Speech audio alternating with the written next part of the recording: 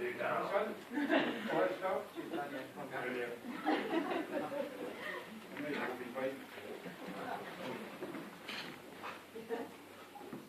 I hope you can all hear me. Ladies and gentlemen, distinguished guests, I'd like to start by welcoming you to the wedding of Mr. and Mrs. Fouweather.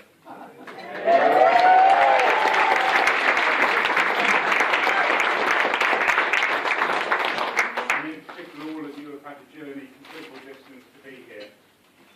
For those who don't know me, I am the Fouweather bride, so Lindsay tells me.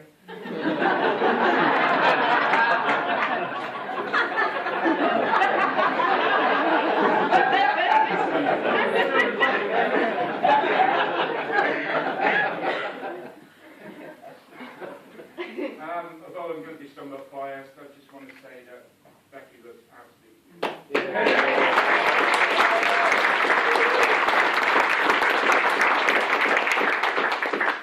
And while I'm ahead in compliments, I need to say the same about Lindsay.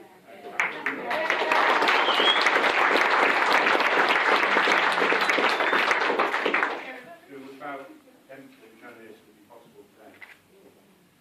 Lindsay and I would like to offer a big thank you to you all here today. To celebrate Becci and Dan's wedding and help make this day a special one that you're going to remember. I'm going to extend a warm welcome to Dan's parents, Anne and Pete, and thank them for the generosity to Becci and Dan for the wedding day, and a big welcome to all Dan's family and friends. There are a number of people here today that would have loved to be, here today, but sadly they're no longer with us. I'd like to recognise them by asking you all to raise your glasses and a toast to absent friends. Friends.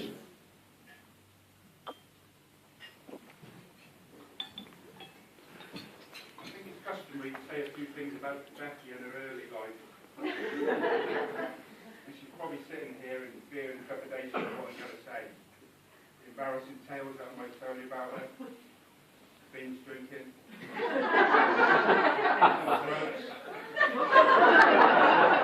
The knock on the door from the police in the middle of the night.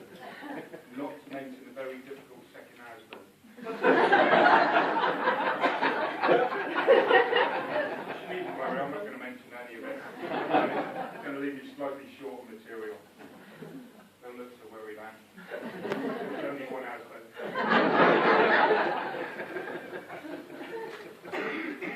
As a father, no one can feel any more proud than I felt today. People have said to me quite a few times, when you feel emotional, giving your daughter away. I can honestly say, yeah, it is an emotional moment to know she's begun a new phase. And there's going to be a new man in her life, that she will have a new shoulder to cry on. And she may not ring me as much for my advice on my bank details. I have to say, when I saw the look in their faces this afternoon when it became husband and wife, I knew I had nothing to worry about, and she'd be in good hands.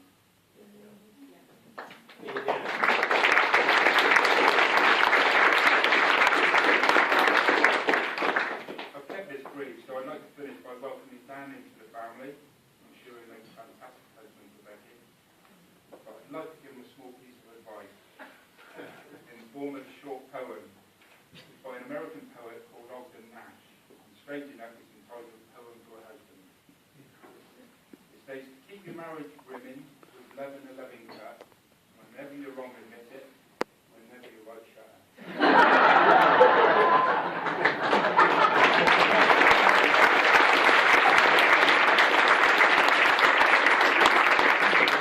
On that note, ladies and gentlemen, I have one last act to perform, and it gives me great pleasure that I ask you all to be upstanding and raise your glass. Thank you, Dan. Thank you. Thank you, Dan. One final piece, which gives me great pleasure, if I could introduce Dan.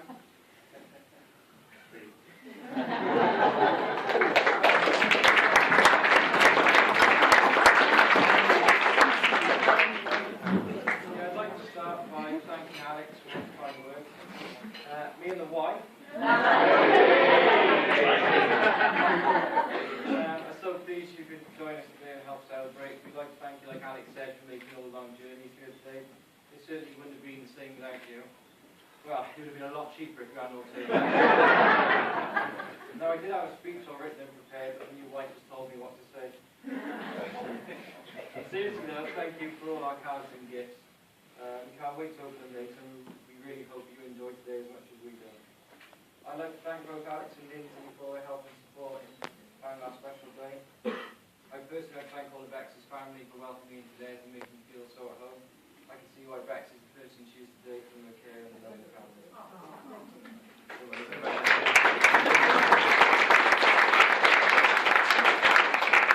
I remember going to visit Alex and Lindsay for the first time. Me and Bex only been seeing each other for about 6 weeks, and she'd been told me a lot about her family, and we seemed to have similar upbringing. I was quite nervous and excited, and when we got to Bristol, into the house, I felt alright until I heard boom, boom, boom, and I saw these feet coming down. And every time the foot came down, the person got bigger. And I got to the bottom of the stairs, I remember looking and thinking, oh my god. But straight away, we shook hands, and Lindsay and Alex made me so welcome. They're great parents-in-law, and they've been so kind to me, leaving me in the Gaffer's work project, and Lindsay's generosity and kindness. Plus, I always look forward to seeing you now, especially as I get free dinners for life. I'd like to thank you both for raising such a beautiful and caring daughter, and letting me take her hand in marriage and her becoming you to death. I promise to love and protect her forever. Yeah. We also want to say a big thank you to my mum and dad for their help and support whilst planning our big day. I know Bex feels exactly the same as me. I'd like to thank you both for welcoming her into our family and all your kindness and generosity towards us. Mum and Dad, you've always been there for me and Stu in good times and not so good times. If it wasn't for your love and support and the way you raised me, I wouldn't be the man I am today. You're great role models to me, and everything you've done, I will always be grateful.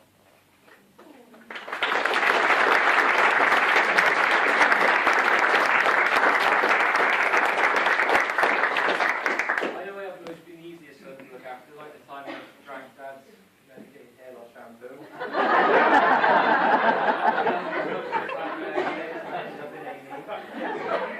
I drank a bottle of African on my friend's house, another trip down to hospital. It seems to be a theme here. I don't think the shampoo either worked on me and Dad left it. Thank you to our parents, and we've got some gifts to give out today, so if you bear with me, we'll...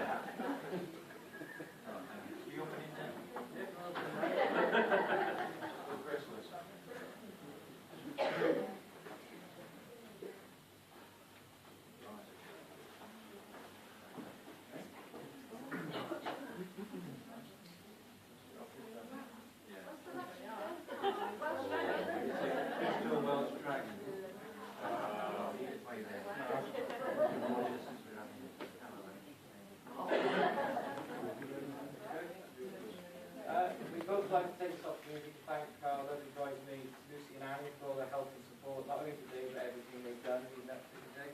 We couldn't have asked for better bridesmaids, and I'm sure you'll agree with me with how stunning they both look.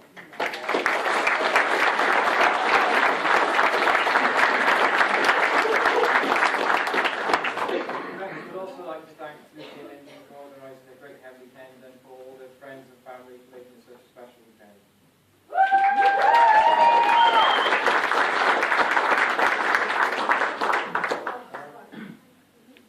Someone told me you don't marry someone who you can live with, you marry the person you cannot live without, which is very true with me and my Baxter.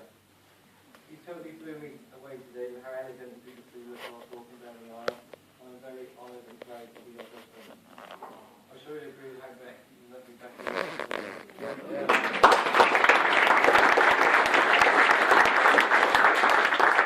I'd especially like to thank Becky for all her hard work and planning and vision. If it wasn't for Bex, none of this would be like it is today. And our personalities shine through, and that's all your hard work, so I'd just like to say thanks.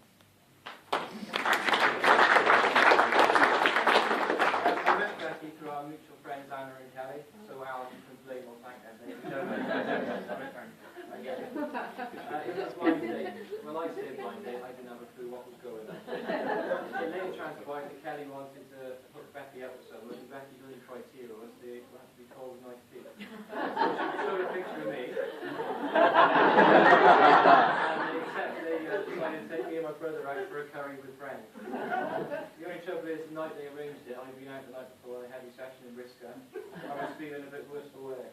I remember walking into the curry house and my glasses steamed up. And I saw Beck sitting in front of me, and from that moment on I just knew where, and I wanted to be the boyfriend. We chatted all night and got on out like a house on fire. So our first real date, I took her down Cardiff Bay, and I thought I'd be a bit suave and impress her. So I stopped in for a coffee down the bay, have a look, grab some food. This is when Bex told me she doesn't drink hot drinks. So on a freezing cold December lunchtime, we sat in a bar drinking 2 freezing cold cokes. I'm an awkward eater, as I don't eat cheese and I'm allergic to eggs. So I was worried how to tell Bex this, as it can cause issues when eating eggs. So I remember saying to her, I've got a confession to make, and her face started to panic. I don't eat eggs and I hate cheese, I blurted out. Then instantly her face lit up with the most beautiful smile and sparkling green eyes. I'm really excited, she shouted out, I hate cheese too!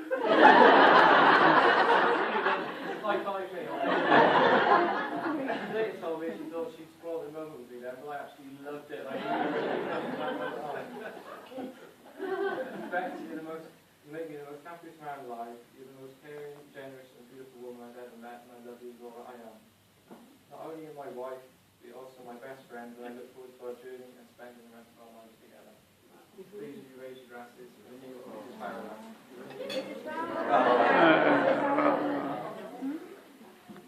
We have some more thank yous, so we should all down. Firstly, we'd like to thank Paul for his excellent guitar playing.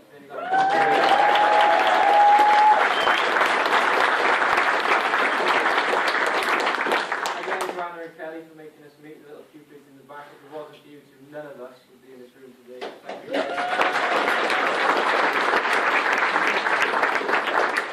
Holly for making the absolutely amazing bunting you can see with us today. We've got a present for you, Hol.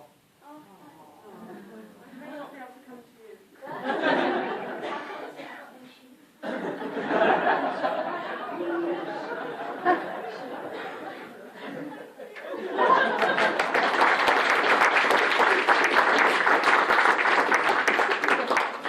Quite apt, we'd also like to thank Lily for recording our part today for him for the radio nights when you gave us in the week, dedicate the song to us. That was lovely. So we've got a present for you.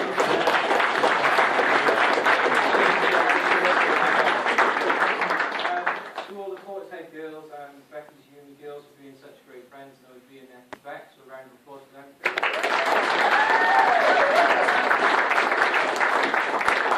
All my mates, the Ashley Dragons, their Wags, Wayne, Paula, and Harry, for always being there for me and Beck.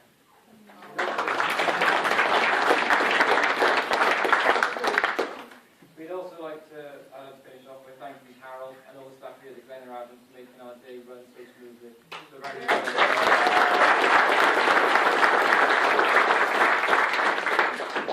for the main event, the gruesome twosome.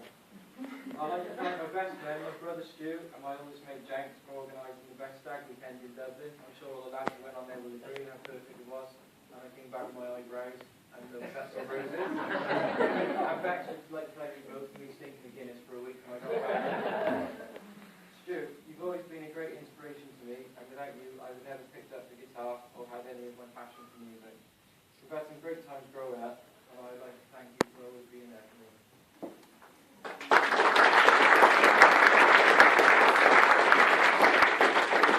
I remember the time you pinned me down and force-fed me a Vino comic. After coming up with fierce comment and abuse with my allegedly nicknamed Big. You're welcome. Now, thanks. What can I say? I've known James since we were here, but I promised I wouldn't speak about that today. And when we drink later, I'll still be doing. You're someone I've always been able to rely on and have so many laughs together. We can always go forward on one. Like the time me and Jenks went out on a night out in Newport and ended up in the basement nightclub, just the two of us, and there's only 10 people there all night. So instead of like normal people going home or going to another club, we decided to drink double vodkas until we saw double the amount of people on the dance floor. Anyway, that's enough from me. I'll leave you with this. What you're about to hear isn't based on true events, and all characters have been made up. I'm a good boy.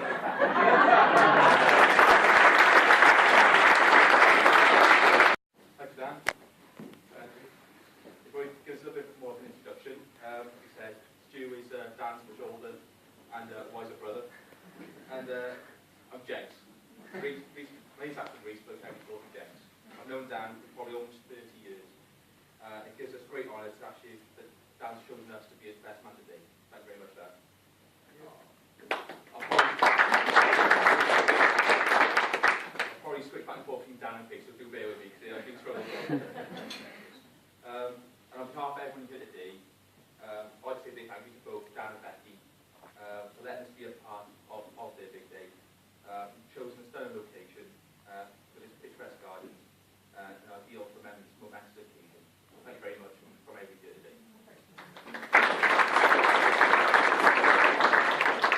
I do have to mention, though, being best man, you do get to see behind the scenes. All the last minute decisions and stressing. We've seen tears, hissy fits. There was even lipstick shots run across the room at one time. So luckily I feel that Becci was far better than Dan. I can't go any further without mentioning how amazing everybody looks. First and foremost, Becci.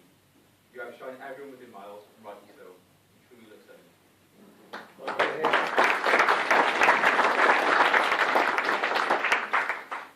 Lindsay and Anne, to reiterate Alex's comments, they're both looking gorgeous as well.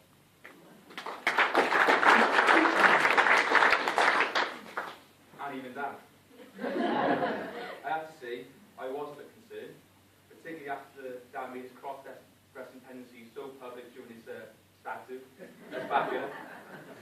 But I am glad to see that he hasn't given back any competition today, and he's actually slightly copy our outfit rather than Becci. Daniel James Fouweather.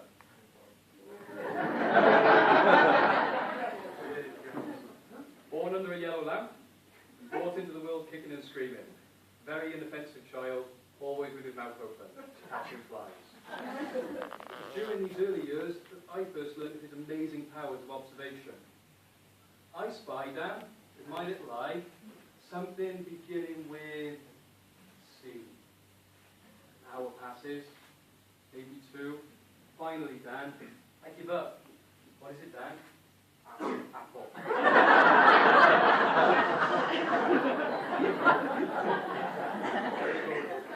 We were always fighting with each other, always. We used to fight all the time. We used to drive Mum crazy, diving off the sofa. I used to pin Dan to the ground and control him. He would sometimes be so tired after we would be fighting, we'd have to go and have a little lie down. Can you imagine that now? One word that springs to mind would be ambulance. Most brothers fight because they disagree. We just used to fight for no reason. It was around this time that he acquired the nickname Big. Exactly where the nickname comes from, shrouded in mystery. It is, however, very likely that he found the word extremely annoying, made the mistake of letting me know that. Hence the name was born. Apparently there are people that have known Dan for decades who never realised that his name was actually Big. Dan. Now, I do have a few stories of my own about the groom. He has actually already worn me on a few occasions. Not to embarrass him too much or say anything too rude. It's actually strong to think of a few stories I can actually tell. But giving too much away, show up highlights from Big's past. I'll leave you what would might be the title of some of the stories. The Velvet Bar in Gran Canaria, also known as Gorillas in the Mist.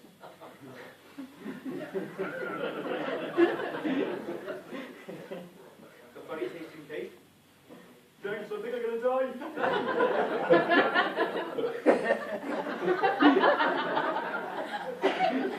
The Black Cat, the Witch, and the Grey Girl. Very good. And not forgetting the naked golf course incident. But we'll leave it there. Maybe after a few more siders, might actually get some bit more loose lips, but we'll see. As I said earlier, I've known Dan for nearly 30 years, and it's fair to say I've been through, seen every transition of his life, particularly the countless changes in hairstyle. From the Darius wannabe long ponytail, the Beaver Active mohawk,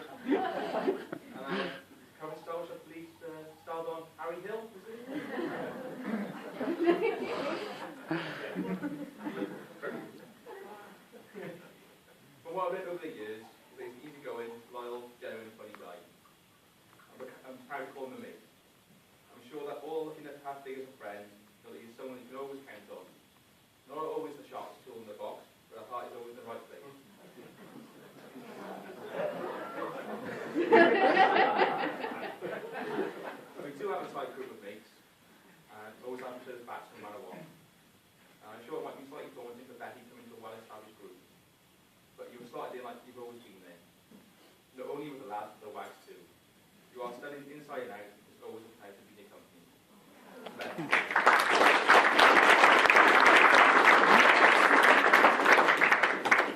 I'm extremely proud of Dan and the man that he has become. I've been very fortunate to have a front row seat for Dan's life. He successfully stayed out of trouble and avoided many of the pitfalls. He had the guts to take a chance to move to London and further himself. And he's always made friends easily wherever he goes, and most of you are here today.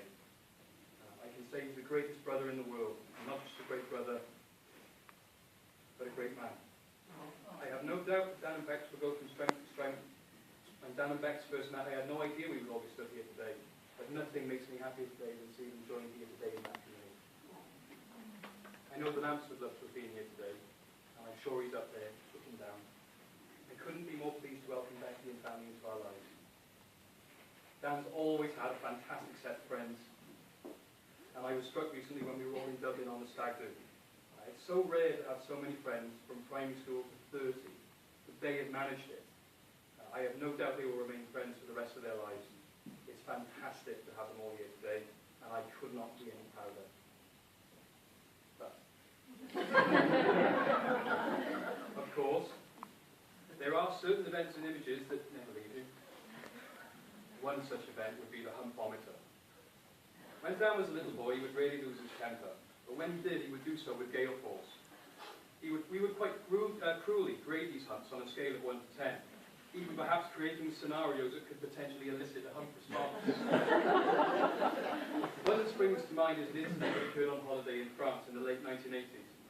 Young Daniel was careering around La Hypermarché when he collided with a rack of gherkins, resulting in disaster. Many nicknames were born that day, including Daniel the Gherkin Grinder, Daniel the Supermarket Smasher, but the name that resulted in a grade 10 hump was Daniel the Trolley Twit. I know he remembers. I also have fond memories of his ongoing obsession with sad London and the Del Boy lifestyle. I have long suspected that the real reason that Dan moved to London was to become a gangster. One day, Dan and I were in a noodle bar in Croydon, and who should stroll in but Boise, in the flesh. Dan and I were too afraid to go and say hello.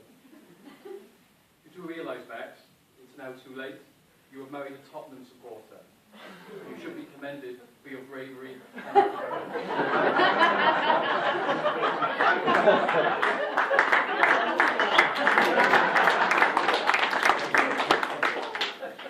Now, I've only known Becky for a couple of years, but I started with a wild past.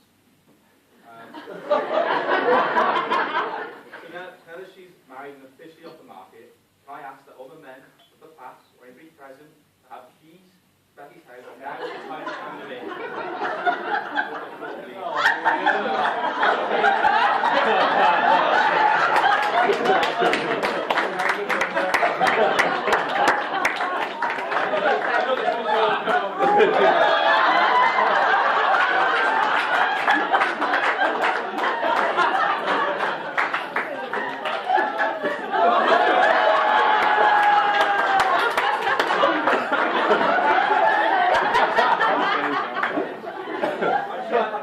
I'm sure there's more. There's got to be somebody else. Any more?